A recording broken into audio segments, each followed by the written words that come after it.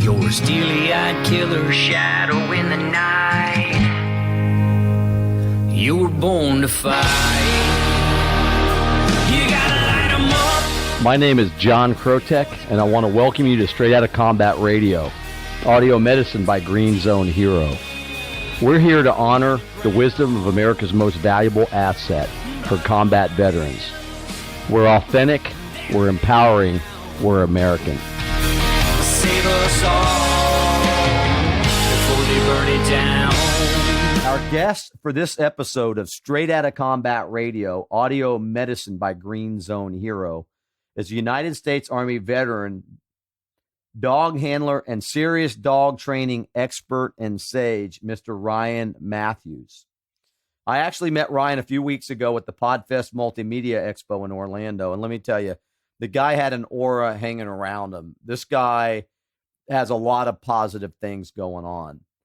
We were on the same discussion panel, and it just was great. It's just really good, and we'll get more into the conversation as we go ahead. But he's got some ideas about dog training and a human bridge that is really just fascinating to me. And I hope we touch upon that as the conversation goes on. But Ryan's been training dogs since 2002. He began his career in dog training with training and handling elite military working dogs, also known as MWDs. While in the Army, he performed bite protection training, bomb threat sweeps, Secret Service missions, and combat to deployment to Iraq with his MWD named Zito, where he worked with Special Forces and Infantry units. After transitioning, Ryan founded and is the head dog trainer of the World of Dog Training.com. I'm just adding that on there because he's got an incredible website. Ryan takes a personalized approach with every single dog that he trains. He's all heart and then a lot more. He's working on projects to incorporate some of his canine training techniques into the corporate human world, which, again, I think is just doggone fascinating. No pun intended.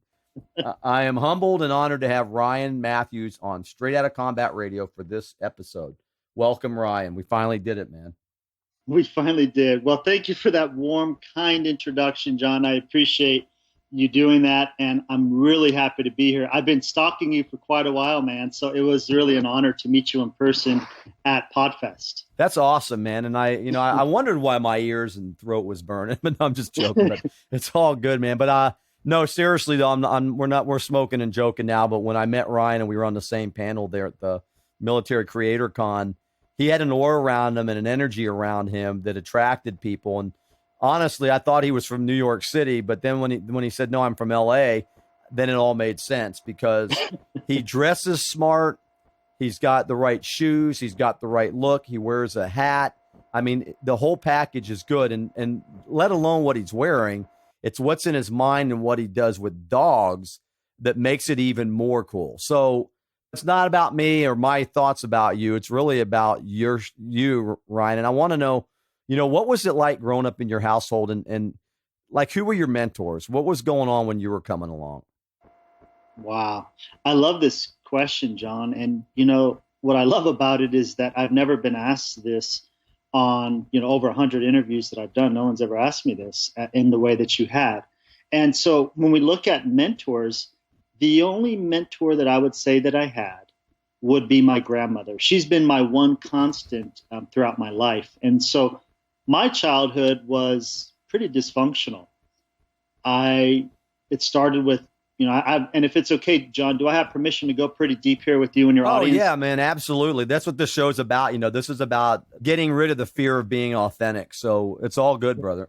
Well, we're gonna start off with punching them in the mouth in a loving, kind way to hope to be of service. So my childhood really was one of lots of violence, lots of isolation and abandonment.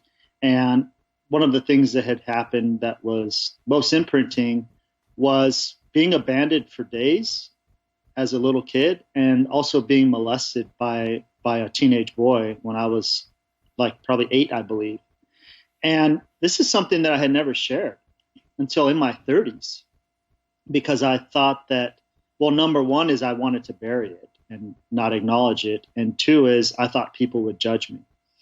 And so that was, a part of childhood. And so the other part was me always trying to be someone who I was not. And also I didn't get that lesson into me being authentically who and what I am until my 30s. And so, John, really, I've been a little boy trapped in a man's body nearly my entire life up until just a few years ago. And that was because I was always trying to be the person that I thought I needed to be for others.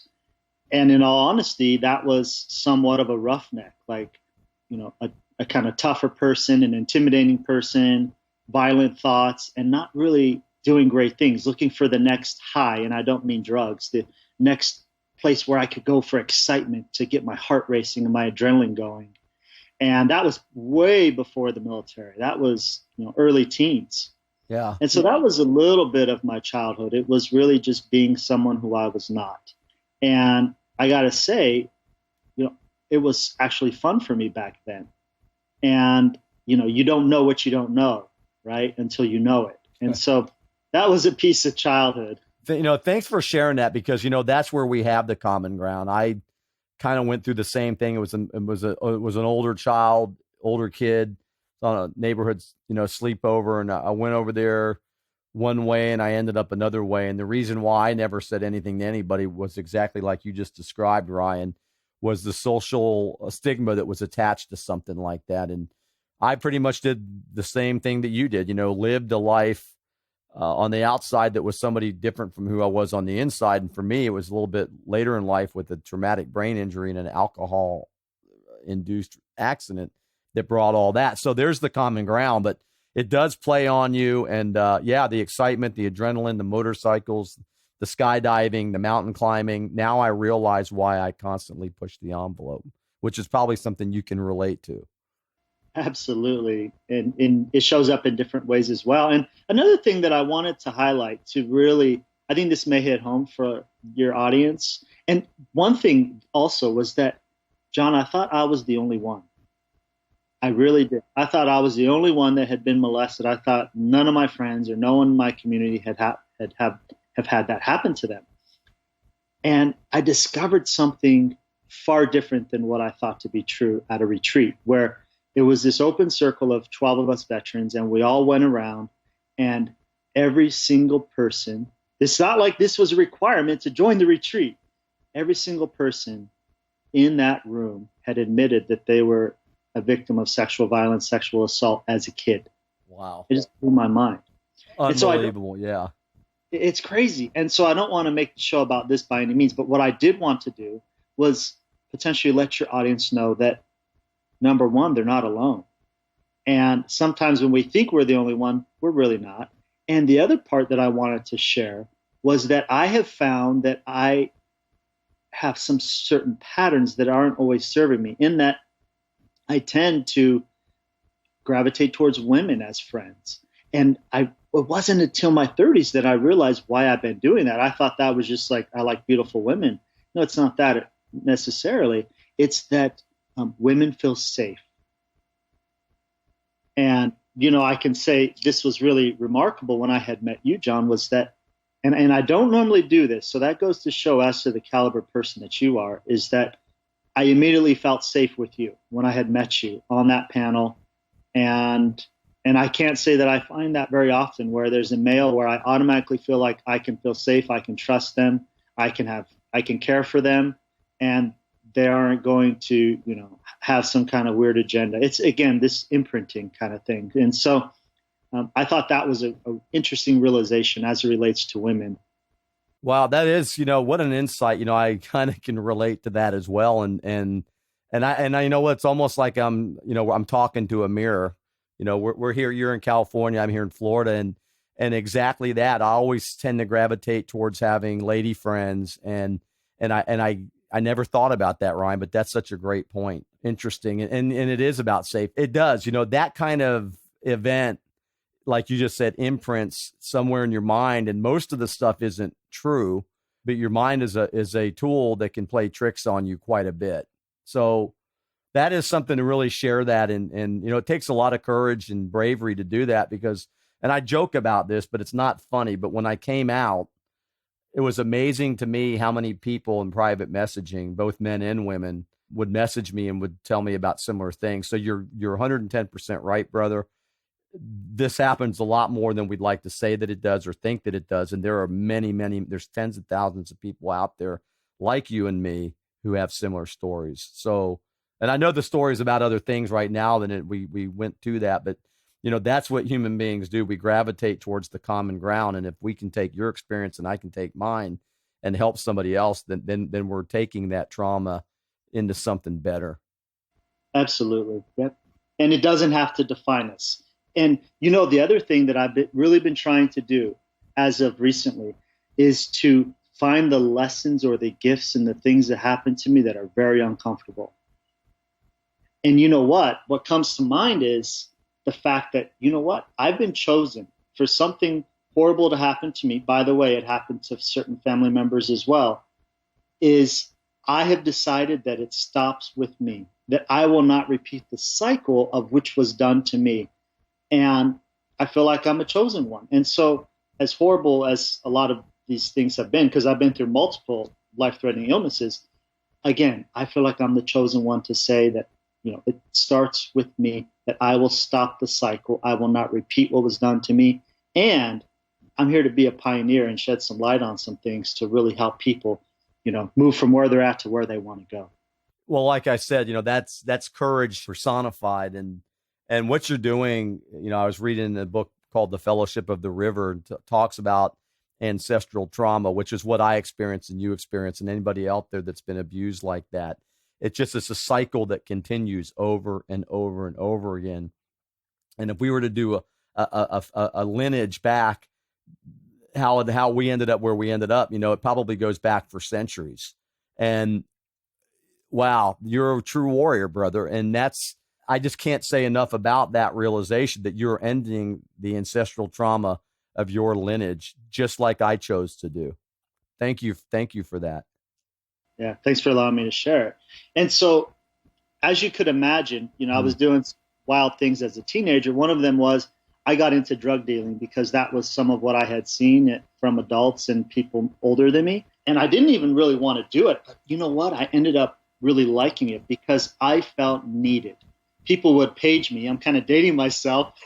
People would page me saying that they had, would want something, right? And I felt validated, which is huge because, so remember this, as far as your audience goes, is that people want to be validated, regardless of how it shows up, right? Is we want to be seen, heard, valued, validated, okay? And so I was able to receive that through drug dealing of all things. And what happened was I was doing it for a couple of years, if I remember right. And my friend tried to rob me one day, and my brother taught me, like, in this drug game, you never trust anyone. So you always got to be ready for something. And essentially I had a knife in my shoe alongside my ankle. And so when this guy my so-called friend tried to rob me, I attempted to stab him.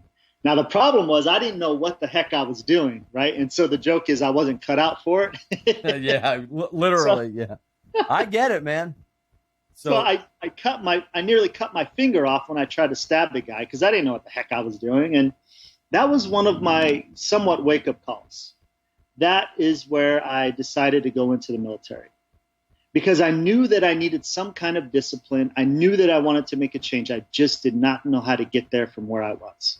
And so my logic was, I'll join the Army and I'll go overseas, number one, to run away because the guy and his crew threatened to blow my head off with a shotgun. So I did run. And number two is I was like, well, give me military police. And my thinking was that would force me to clean up and be on the straight and narrow.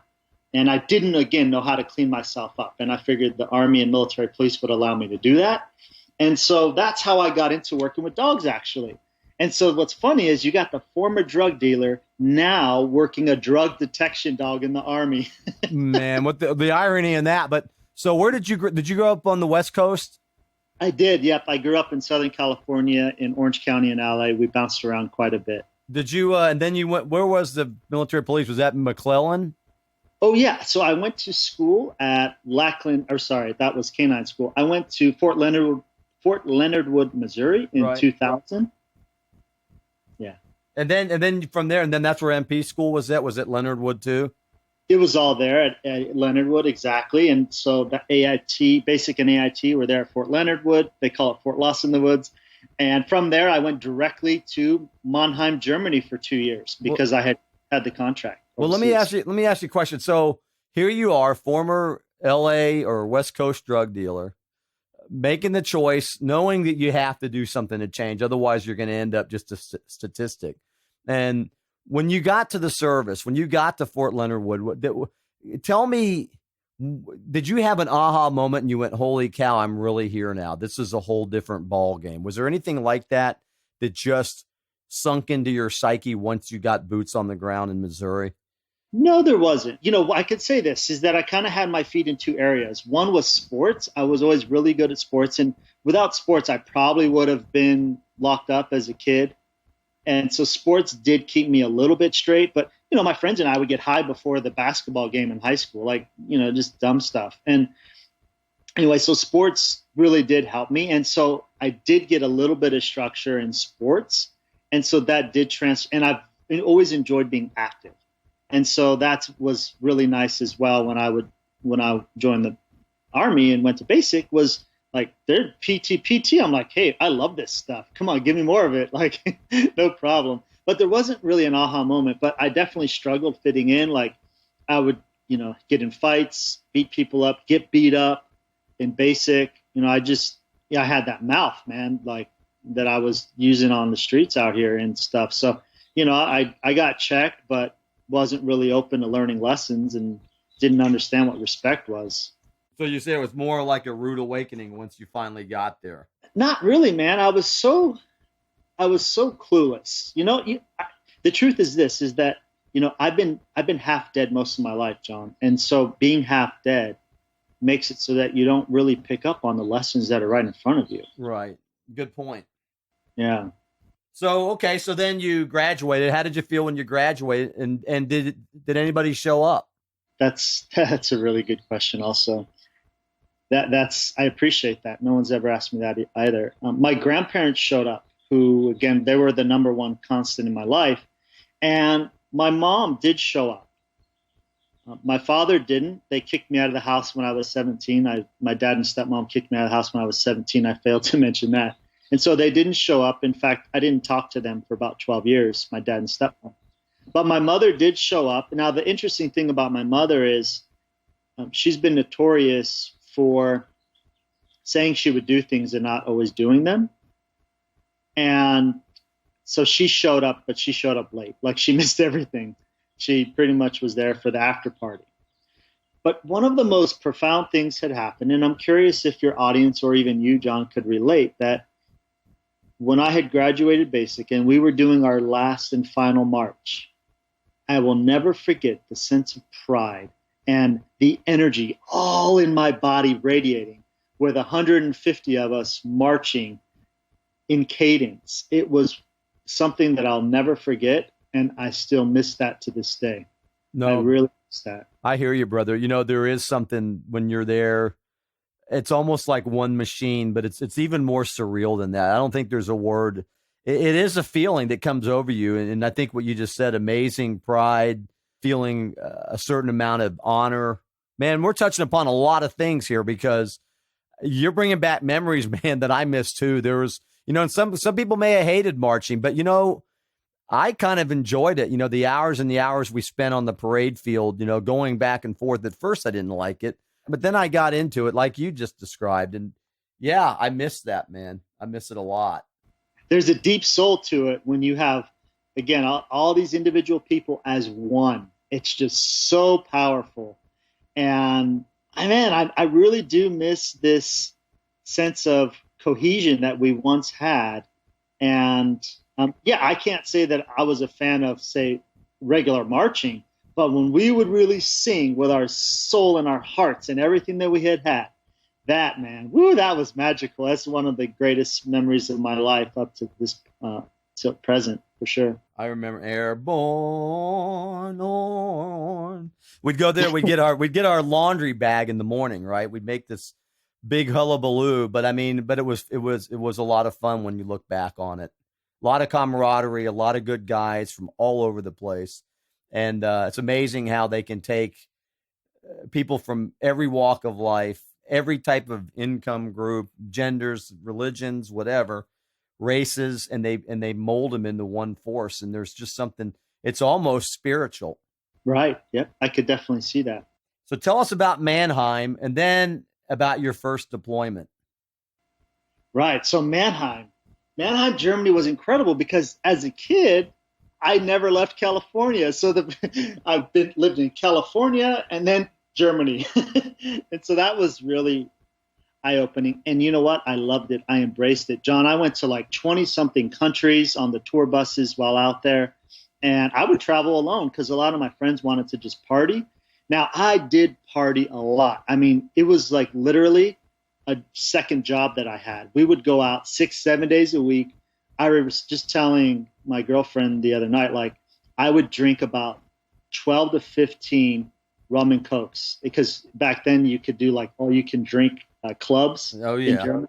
Yeah. It was like 25 francs, I think it was, Deutschmark, should I say. And it'd be like $12 or something crazy. And you know what? I loved it, man. And why was I drinking? To be social. You know, I didn't know how to dance. I still don't. And that allowed me to feel like I was a bit more comfortable in my own skin. And I'm really glad that I did it. I have no regret. I was involved in, you know, some wild stuff like stabbings and things like that, drunk fighting with Turkish folks in Mannheim. There's a huge population of Turks. And I love Turks, by the way. One of my business partners is Turkish in Charlotte, North Carolina. Anyways, I love Germany so much. In fact, I even say that part of my heart is still there.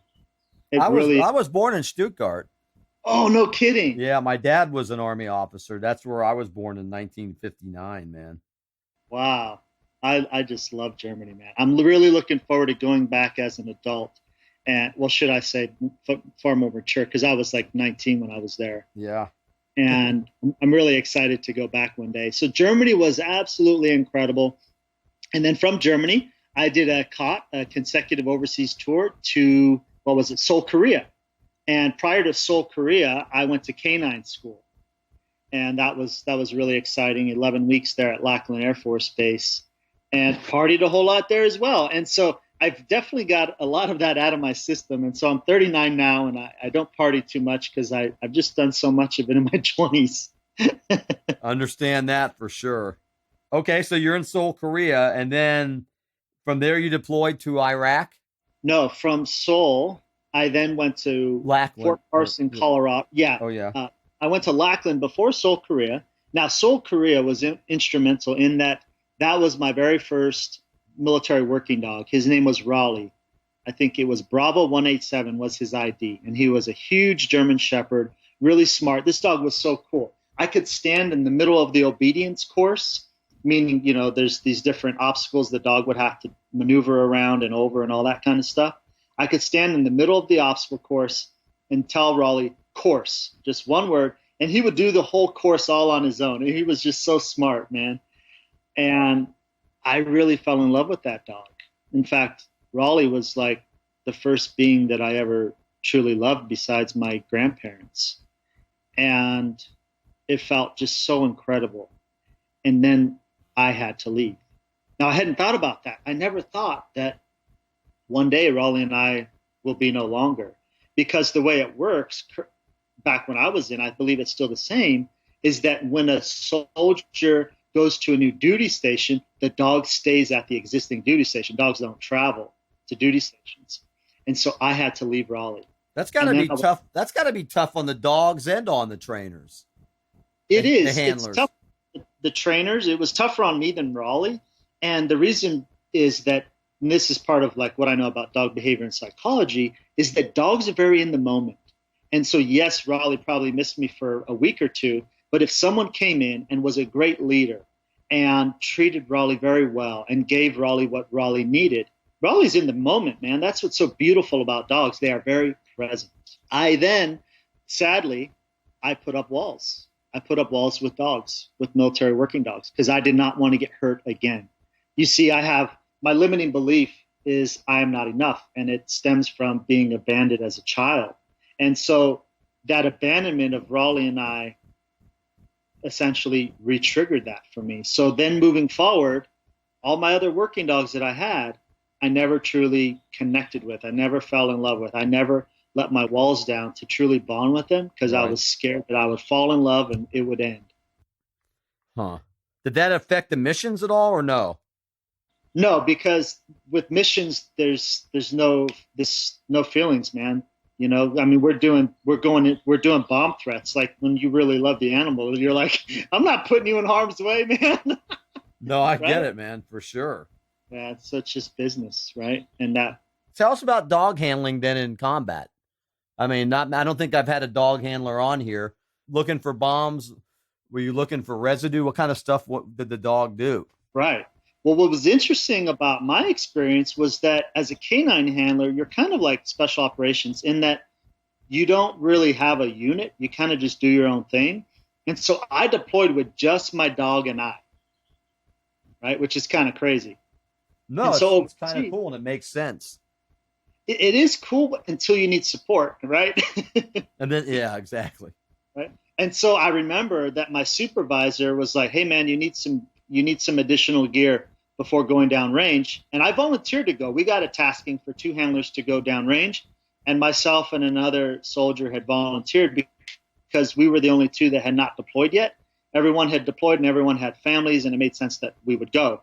And so he essentially gives me this catalog of some like tactical equipment to order.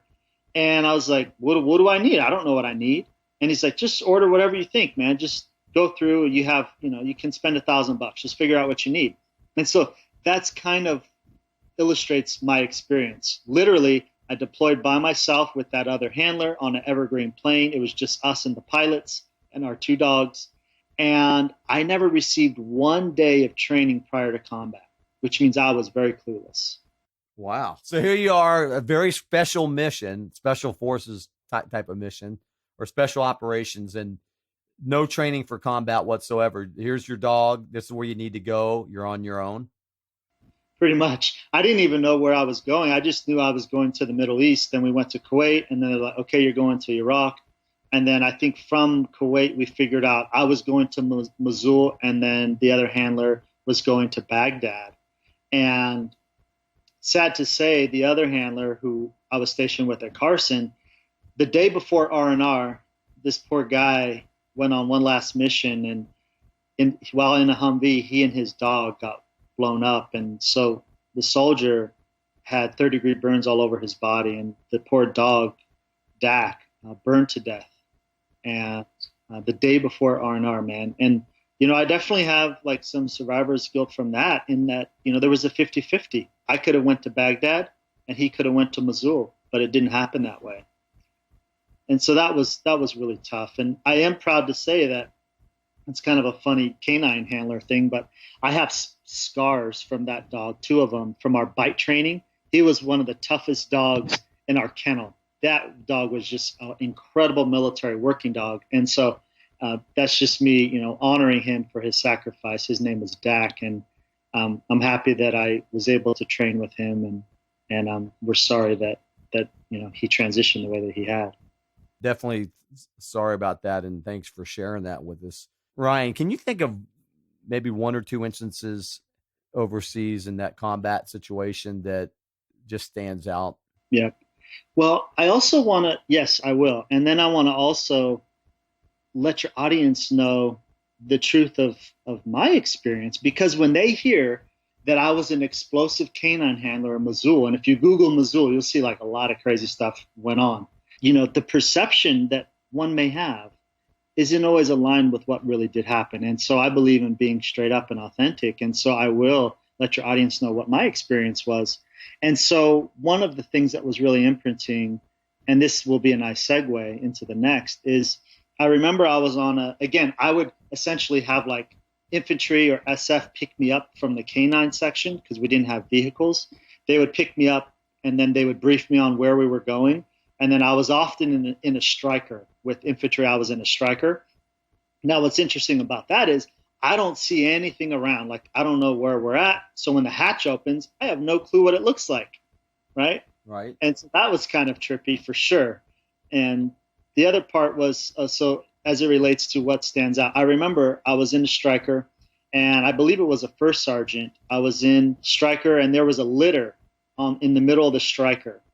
And I remember that the first sergeant's like, hey, you need to go and lay on this litter and put your dog on top of you, and I want you to hold him until I tell you otherwise. And I was like, okay, but why? Like, what's going on? He's like, we get hit every single time on this route. And I remember like laying there with Zito on top of me, and we looked into each other's eyes, and you can see like this fear and this death. Like, we're just waiting to get blown up kind of thing. And it never happened. We never got hit. And he's like, okay, man, you're clear. He's like, I can't believe it. He's like, we've never been so lucky. And that was my experience time and time again. Again, I'm working with infantry and special operations downrange, and I continue to get blessed. I continue to be very fortunate, and I'm searching for bombs. And so my jobs would be to go on raids with infantry. We would knock down doors and search for caches in people's homes. We would search open fields for landmines. And then I would do, like secret missions with SF. And I got to say, working with special operations, I talked to Jocko recently at an event, New Media Summit in San Diego. And I just told him, man, thank you so much for you and your brothers of like how you guys operate, because I never felt so safe being in anyone's presence as I had with special operations. They communicate so well, and they were so professional that you knew that like you stood the best chance of coming home when you were on missions with those guys, even though you're doing crazy stuff. And I had heard too that dog handlers, you guys had like the crosshairs on your helmet. That's right, man. There's a huge bounty on us. Now, what's interesting is that's true, but when we're walking through a town, everyone's getting out of our way, man, because in the Islam or Muslim culture, like dogs are very nasty. And so it's kind of like roaches when you turn on a light switch, not to say that they're roaches by any means. Yeah.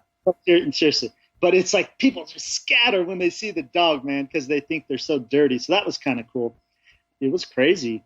And you know what? To be fair, I had PTSD before I even went to the war, because I was doing bomb threats stateside. And I took my job so serious, man, that like I took on this mantra, I am dead, to tell myself that I could be of service and that I'll find this bomb, whether I blow up or not. That's my job. And so I took it so serious that I never let go of this mantra, I am dead. And I share that to share with your audience how important it is, the words that we use, because they can potentially become our reality. And that's part of what I feel my multiple life-threatening illnesses. So yeah, it's very important that we're careful with what we choose to say. Wow. Well, I'm glad you made it back, and I'm, sorry about your friend and Dak. Certainly brings back memories for you, I'm sure. But so you went through your deployment and you came back home all in one piece, so to speak. I was so fortunate. I did. John, I didn't get blown up. I never got hit with an IED, and I feel so fortunate. And it just play on words blows my mind away that I was that lucky and that fortunate. And now I'm just really, each day feel very thankful. And I got to say that back then, again, being half dead, I wasn't really awoke to how fortunate I was. I get it now, but it took a lot of waking up. I can only imagine. I get some of it, but not all of it. But I'm with you, brother. So you came back and you went through your transition. What was your transition like? And let me ask you this first before would you do it all over again? Absolutely. I wanted to go back overseas as a civilian because I've been about money, man, most of my life up until recently, like literally just a few years ago. And so a civilian dog handler was making like $135,000 a year. And so I got out after deployment. I was due to get out just a couple months later. I wasn't medically retired from being injured or anything. My 6 years was up. And I was like, great. Now I'm going to go back overseas with Blackwater and make $135,000 a year. And we had the contracts and everything dialed in, but they changed the contract at the last minute. They said they wanted me to be an operator. They were so smart. They're like, look, when the dog gets tired, you're going to put the dog up and you're going to go, pound the ground and be a foot soldier as like special operations as an operator. I was like, cool. How much more do I get paid? It's like nothing. I was like, no deal.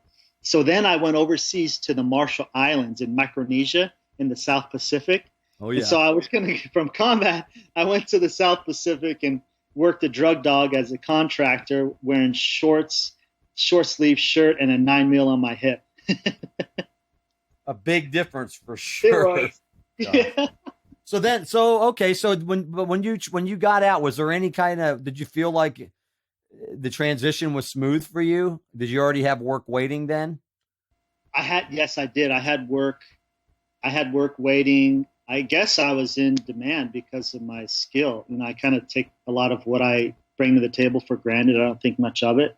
And so, yeah, I was able to get hired very quickly, and that was a great blessing. Now, what's interesting is that I was kind of in this, it's a funny time because we're in quarantine right now with this whole coronavirus thing, and you're kind of in quarantine on the island where I was. It's 1/2 mile wide by 3.5 miles long.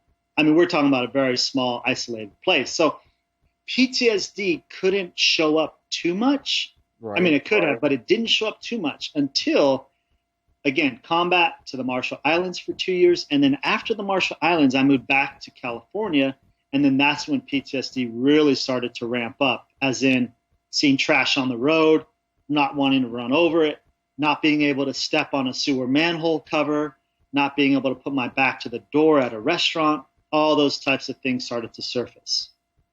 Did you have to reach out for help for that, Ryan, or did you just kind of power through it? I entertained getting some help, but I didn't really lean in and wasn't really able to do the work. And it wasn't up until a few years that I really leaned in and did the work on, PTSD and trauma and really becoming the person that I want to be. And so, no, I can say that I just kind of checked the box. It's kind of like people get a dog and they're like, okay, I need to get it food. I need to take it to the vet. And I need to get training for it. They just check the box, whether they really want to do it or not. That's what I was doing. Well, thank God you're still here because, I think the point to all that is you can power through. But if you're in that place and you need you need help, by all means, reach out and get it. Oh, please do. And so I'd love to segue then even more into that because, look, if universe, the God or higher power, whatever you want to call it, is going to wake you up, whether you choose to acknowledge it or not. And so after the islands, I went to Colorado because I was involved. We were talking about adrenaline and exciting things. I rented an ATV with an ex-girlfriend and I was in California. She was in Colorado. We met halfway in Utah. And I remember driving this ATV, and the faster I would go, the tighter she would squeeze me. So then, of course, I want to go faster. And I remember seeing 52 miles per hour on the speedometer of this ATV. Now the problem, and that's fine. You're just, straight away, no problem. The problem was there was loose gravel on the ground, and there was a curve that I had to maneuver, and I couldn't. And so I was going way too fast. I knew I could not maneuver and make it. So I yelled jump to land onto the trail. Of course, great in theory. It's like I was watching too many Hollywood movies or something, because that's not what happened. We didn't jump off and land on the trail. Unfortunately, I threw over the handlebars. I rolled down the mountain.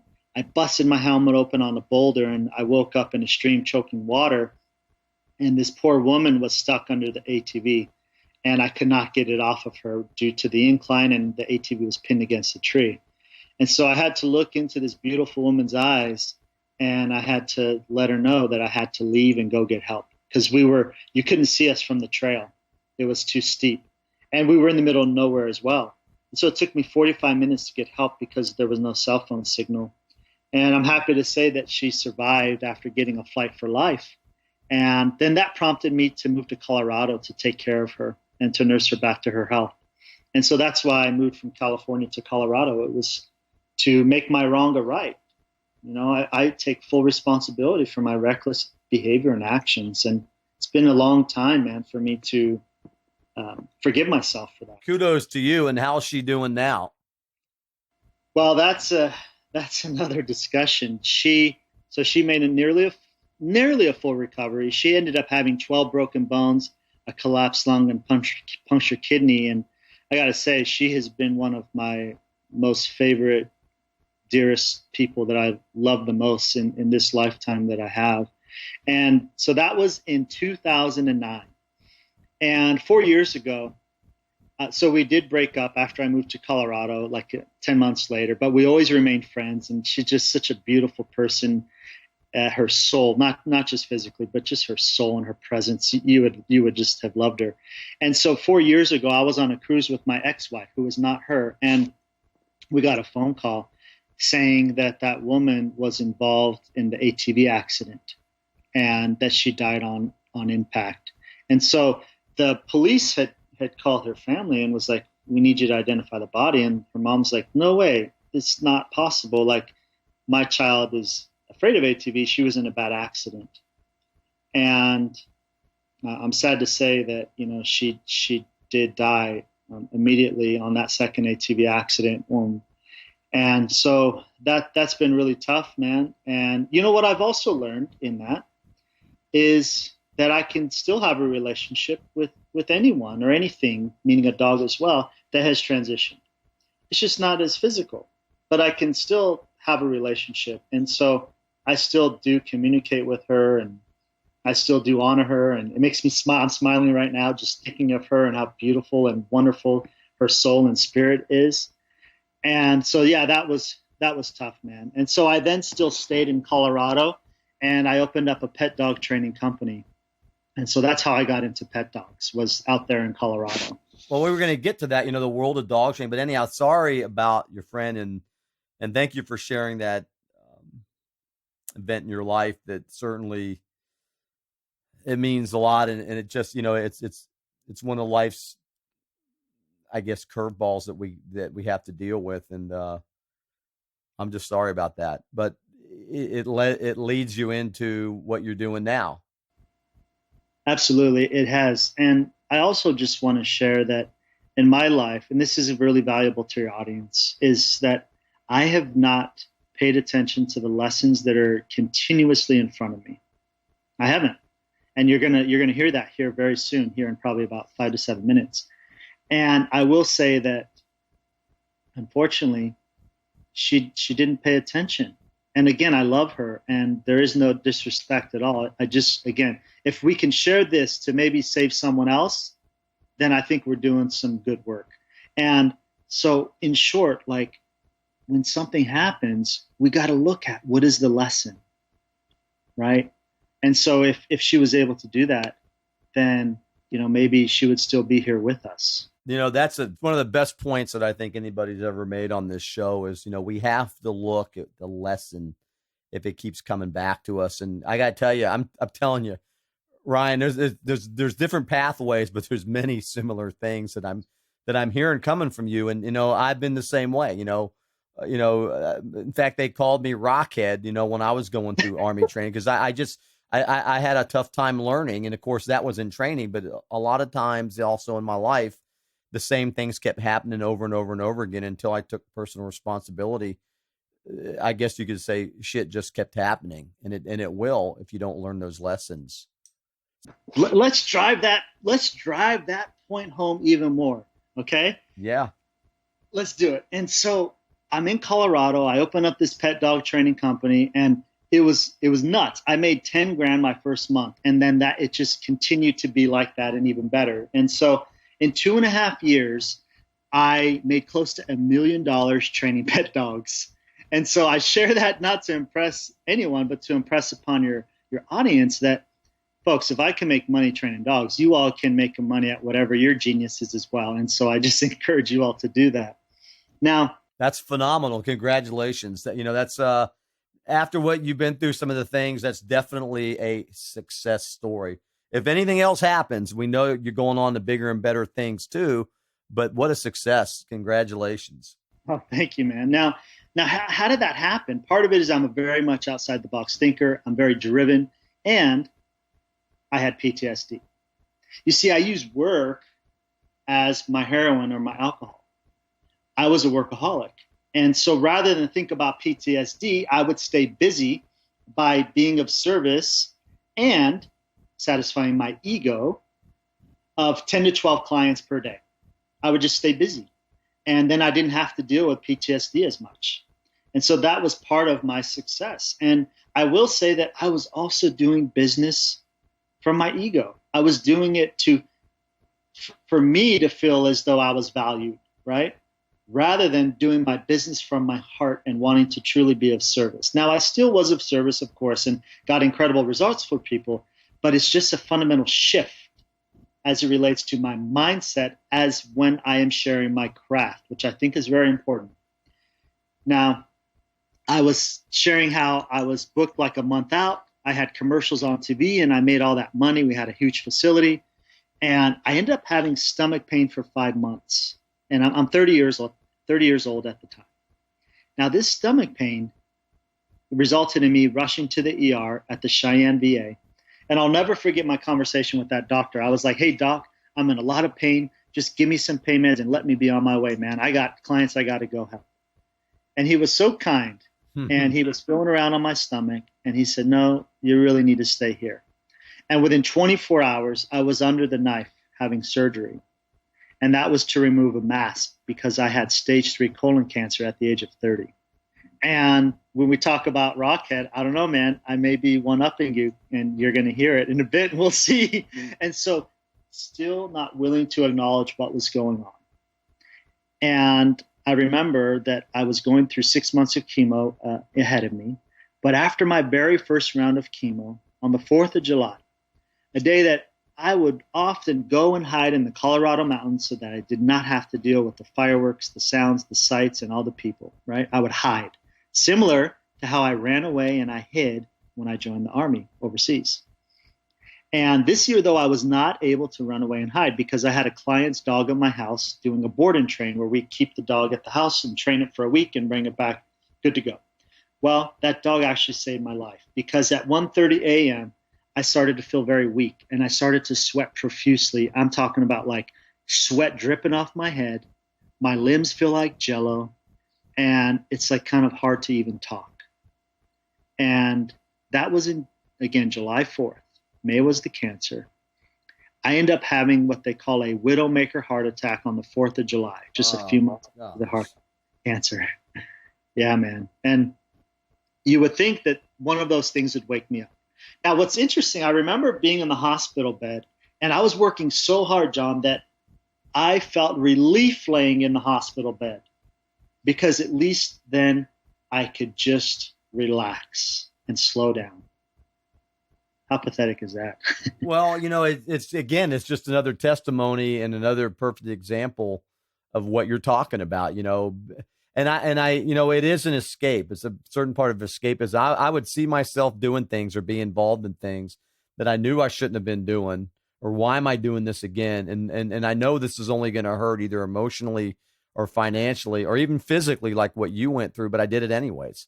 You know, some people learn very young not to do that and they find things differently. But I learned very late in life, and you kind of like you're an in-betweener, man. You learned it a little bit younger than me, but at least you learned it, and at least you're being able to take that, Ryan, and help people, man. But I haven't yet, as it relates to the story. And this is going to be but you will. That's right. Now, maybe this is the most powerful part of our conversation here today, especially to be of service to your audience. And that is that a month after the heart attack, I went back to work. I needed my drug again. Now, the problem was I never dealt with what my healer calls the thing under the thing. And I got to thank Dr. Michael Hoffrath for that. It's the thing underneath the thing that we're pissed off about, people. Remember that. You're not pissed off that someone slammed the door. It's deeper than that. Go deeper. What's really going on, okay? And so I was never willing to address the thing underneath the thing. So when I go back to work a month after the heart attack, this is an example of not addressing things and how they can manifest and impact your life. Again, going back to work a month after the heart attack, I had a huge facility, a dog training facility, and my dog, it's a Belgian Malinois. And those of you that don't know what the breed looks like, it's a German Shepherd, that has the personality of an alligator on a bunch of 5-hour energy, and they're super wild and hyper, and I love them. I have another one now. They're And so beautiful dogs, by the way. they're beautiful, stunning, and they use them for police and military work. Now, my Belgian Malinois named Montage, she had a little sore on her paw, and she kept licking it, and my logic was that this wet wound won't heal, it needs to dry. And so I put a muzzle on Montage. The problem was, when I had done that, she charged after me. She wanted me to get the muzzle off. And I acted out of my fears. I acted out of trauma. I acted out of PTSD that I never dealt with, and I overreacted. And so Montage comes after me, and I toss her numerous times to try to protect myself because I was panicked from all the health crap that I had went through as well. And so she keeps coming, and then I sock her with a closed fist a couple of times. Now, I was not trying to hurt her. I was overreacting, and I was acting out of fear. And out of fear can be irritability and potentially aggression, and that's what had happened. And so even though Montage did not get hurt, my office manager turned me in for animal cruelty. And again, I was at the top of the game, man. I was, booked out a month, commercials on TV, this kind of stuff. And so I ended up getting an attorney, and the attorney watched the video because I had security cameras in my facility that had caught what had happened. And I didn't care because I'm like, no, I'm in charge. Dog can't do that. Not cool. And she watched the video, and the attorney's like, oh, you're fine, man. The dog's not injured. It's no big deal. But the media got a hold of the story. And then I was on the front page of the newspaper. Well, we know what never mind but you know what we say. When the media gets a hold of something like that, they've got to sell it as something very sensational. So it got on the front page of the newspaper? It was on the news as well. This thing became known nationwide, and I lost the business. I went to jail for a month, and I was forced out of dogs for 2 years. And the worst part was they took my 2 Belgian Malinois, and then I hid for 5 years, man. I hid. Now, wow. How are you feeling, man? Obviously not too damn good, but that's... My attorney said, look, you don't know your mortality. You have 6 more months of chemotherapy to go through, and you need to just take a plea. So that's what we did. And so I finished the chemo, and then I did my jail sentence. And from the jail sentence, I got out, and I continued to keep myself locked up, just in the house. And I had a huge pity party, and I hid from the world for 5 years, man. And I had no purpose. I didn't do anything with my life. And then it was about 3 years ago to this day that I thought I was having a second heart attack. And the second heart attack, I'm about 35 years old. The second heart attack, I feel really weak. I'm starting to sweat again. And I'm like, oh my gosh, I've been here before. I know what's happening. And I feel this darkness come over me. I can barely talk. I call 911. I'm mumbling. And I'm like, please come. I think I'm having a heart attack. And my head just wants to lay down on the ground and give up. And my head's about 2 feet from the ground. And I just feel so weak. I feel this darkness coming over me. And I have this realization that at 35 years old, this is about to be my last moment on earth. And in that moment, something came over me that shook me up to say, knock it off and get your life back. And that's when I reached out to this higher power and I begged for my life. I admitted that I never stepped into being the person that I knew that I could be. I admitted that I wasn't doing the work, and I promised to this higher power that I would transform myself and I would do the work, whatever that looked like. And then I promised that I would be of service. And next thing you know, once I committed to, I will share with others how I did it. Once I had said that, I started to feel better. No, man, that is awesome. But you know what, Ryan, what I love about that, and you said it a couple of times in our conversation, is do the work. And the work's not easy. No. Some of these self-help books that say, oh, just think this and think that and say it 100 times and life will be rosy. It's not, no, that doesn't work. Do the work, and you have to dive deep, and you have to look at that person in the mirror. You've been there lots of times, and you got to say, you know what? I love that person. I love you, and I forgive you. And whatever you've done in your life, it's not your fault. Now, that's very simplistic, but it's the reality. Absolutely. Again, one of my healers says it very well to illustrate exactly what you're saying. It's a matter of going into the swamp lands of the soul. Man, you couldn't have. I mean, they couldn't have said it better. Neither in the way you articulate it. You know, yeah. That is right. that is heavy, heavy, powerful stuff, and I think there's a realization point with most people in their lives, some point or another, that they're maybe not dealing with the trauma or an incident or something that sooner or later you're going to have to visit the swamp. I got a name for this interview, but no, we'll do something different. But so you had the revelation, you had this extreme moment of clarity, and now, I mean, I got to say, and I'm not just saying, you know, there's an aura about this guy. You can probably feel it now, but tell us about how you took all of that passion and all of that transformative brain power and got the Doggo World dog training going. Right. Well, you know, John, I feel as though I owe dogs my life, and that's for a few reasons. One, Zito kept me safe overseas, and I feel like I owe Zito my life. And the other part was that when I came home from the war, I was numb. I was shut off from people. I remember trying to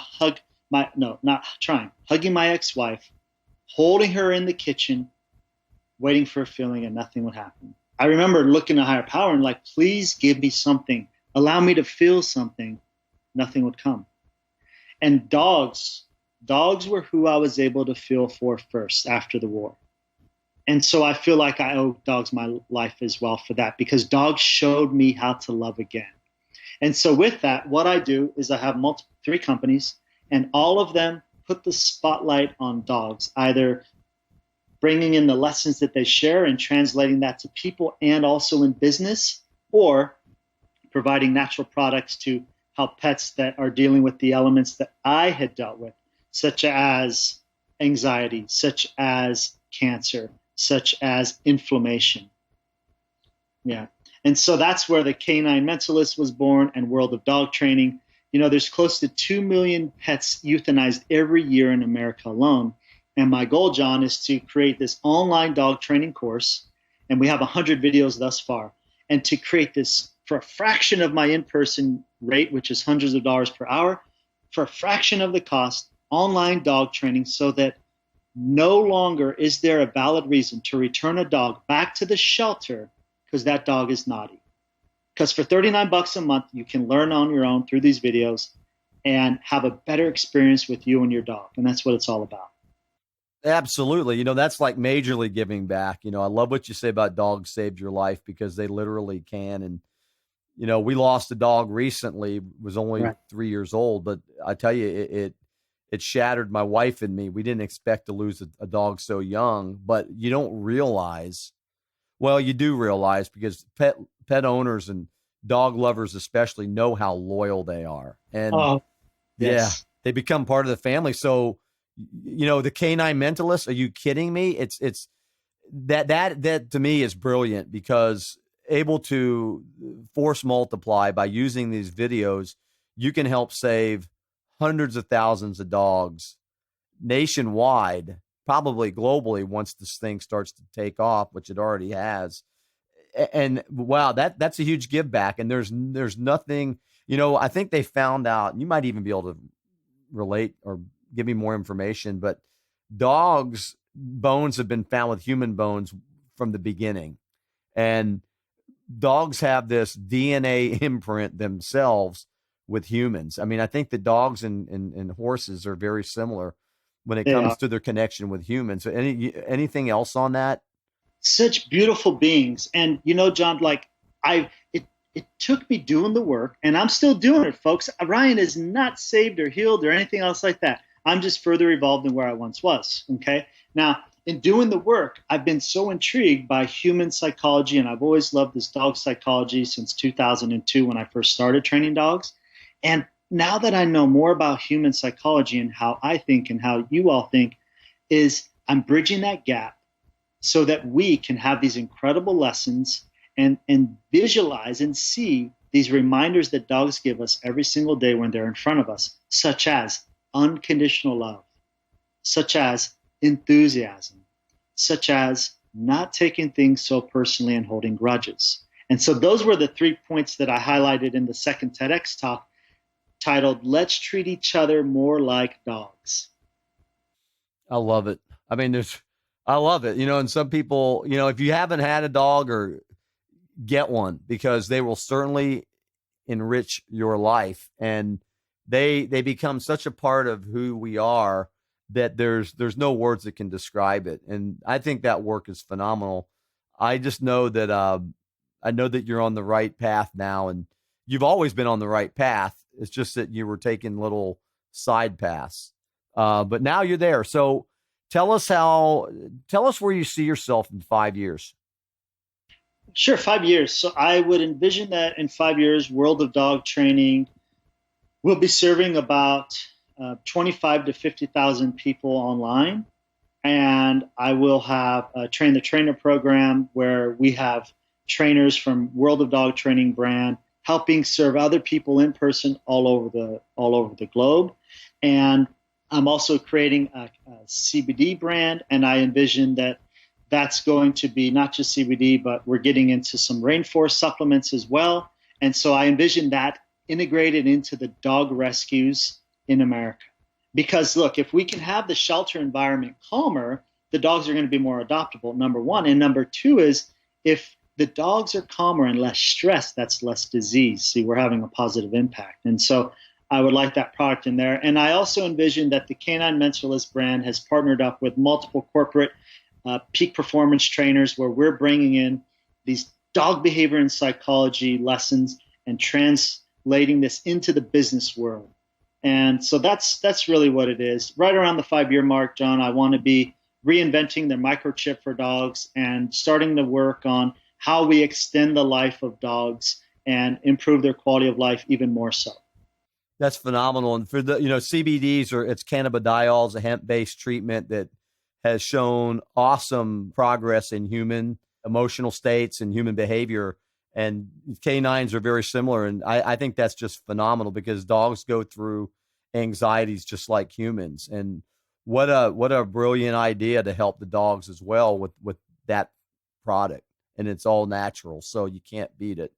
So let me ask you this. What would you like the civilian world to know about veterans, and especially combat veterans? Right. That we have a great level of drive and a great level of attention to detail that is like no other. And when we put our skills that have kept us in our service and have kept us alive, when we put them to good use and reframe them, these are special gifts and attributes that no one else possesses, and it can be of great value to one's organization. That's awesome. How about if somebody's out there suffering, a brother or sister who wore the uniform and they're back transitioning from combat, and they're having a rough time? What would you, Ryan, want them to know? What kind of advice could you give them? My advice is for them to email me, ryan@worldofdogtraining.com. Because wherever they're at, I have likely been there. Maybe John has been there. Other people have been there. And so you're not alone. It takes please look here. Here's the thing. In any moment in life, we can truly make a change. And it's just incremental effort over and over and over. And so if you can just make that decision to reach out, I have so many resources that I'm happy to share and get people the support that they need. But it takes essentially asking. I like that, and it's true. And you're actually much stronger when you do. You might not think about it, but when you do reach out for help, you'll find that initially you might feel like, holy heck, why did I just do that? But as time goes on and you start to do the work, you'll find out just how strong you truly are. That's really great advice, Ryan. And, if you had a mantra that you live by every day, tell us about it. Yes. I developed this mantra because I got tired of the obtrusive thoughts, thinking that I would get cancer. They would come into my brain over 100 times a day. I got sick and tired of being out in public and thinking everything would blow up or someone was going to shoot me. I got tired of looking at someone's hips and ankles and thinking that maybe they had a weapon. And so with that, I created this mantra. It's very simple. I am happy. You see, because when I was in PTSD or when I was living the old me, I was walking around with a chip on my shoulder. So number one, I am happy. Number two, I am healthy. And that's to rid those obtrusive thoughts of you're going to get cancer again. You can't run. Your heart's not healthy. You're going to pass out and die. So I am happy. I am healthy. I am humble. And that's because I've been able to achieve quite a bit as of late. And I want to make sure that I'm always grounded and I never forget who and what I really am and not get caught up in the stuff I'm doing on TV or whatever else, right? And so it's, I am happy, I am healthy, I am humble. I say that over and over when I'm in these types of environments where I'm starting to feel anxious. I like that. You know, the 3 H's of Ryan Mathews. And it's that mantra, I could see that on a t-shirt somewhere, you know, hashtags, you know, but that's awesome, man. And it's kept you going, and it's something that you didn't just develop overnight. It's something that has been indicative of your entire life, and you've learned some tough lessons and you've learned some valuable lessons. And it's humbling just to hear your story and to be able to take your time, because I know how busy you are. I know we're going to be seeing you again. I know that there's a lot more ahead for us, Ryan and John, and we got work to do. But, you know, let me ask you this, you know, and you've been working with the dogs, and you've served our country, and you've helped thousands of dogs and people everywhere. You know, what does freedom mean to you? Freedom to me means the freedom to choose. The freedom to choose what you want to do with your life. The freedom to choose what you want to buy or not buy. The freedom to choose where you want to go or not go. The freedom to choose every single situation in life. It's a freedom of choice without any restrictions or any type of obligation. To me, that's what freedom means. Awesome. You know, I've asked that question so many times, and I always get a different answer. And it just tells me freedom is not just one word. It means many different things and cool things to lots of people. And, you know, we've been talking, for those of you who might just listen, or if you listen to the whole interview, which is great, you know, we've been having great conversation with Army veteran and dog handler, sage guru, canine mentalist, Mr. Ryan Mathews, who is a stalwart guy. He never gives up. He's got a heart of gold. He loves animals. He loves people. And he's certainly turned a lot of things around in his life. And all I can say is, you know, the world of dog training is going places. I mean, Ryan's even helping dogs with CBD. So, you know, that's how deep his love for animals goes. And all I can say is, man, I'm privileged to be able to have your interview and to have made your acquaintance, you know, on the stage in Orlando. And I just wish you the best. And I hope that we see each other down the road. And if there's anything that we can do, you know, let us know. We're here to help you and support you. So tell the listeners once again, Ryan, how they can reach you for more information about you or your dog training techniques or business. How do they get a hold of you? Absolutely. Well, first, John, you know, thank you so much. This has been truly one of my favorite interviews. And if people listen to me, you'll know that I don't share that at the end of interviews. So thank you for you and who you are, man. I really do appreciate you as a human being. And this has really been my honor. And as far as connecting with your audience, I really mean what I said, man. If someone is in true need, email me. And I don't normally give out my email. It's ryan@worldofdogtraining.com. As far as social media, easy. It's at I am Ryan Mathews. That's 2 T's and an S at the end. And I will give your audience a free week of the online dog training. It's DIY dog training on demand. I'll share the link with John, and we will have it somewhere in the show notes for the audience to get their dogs trained. Absolutely. You know, we are on the Heroes Media Group Network, Spotify, and iTunes, and all those great platforms. We are definitely going to work hard to get the show out. This episode, we do that for all episodes, but this one especially because so much common ground here, brother. And you know, I just really appreciate you and the things that you're doing to help people. And I know that when people love dogs, they're a lot deeper than what meets the eye. And you're a guy that's got it really going on. I appreciate you, brother. Thank you so much, man. Truly my honor. I do mean that. God bless. Thanks, Ryan, for being here. Thank you. You gotta light 'em up before they burn it down. Thank you for listening to another episode of Straight Outta Combat Radio, Audio-Medicine from GreenZone Hero. If you liked what you heard, then tell others about us. Like us and download us. And please remember, freedom is not free, and combat veterans are vital assets. They're not broken. Save us all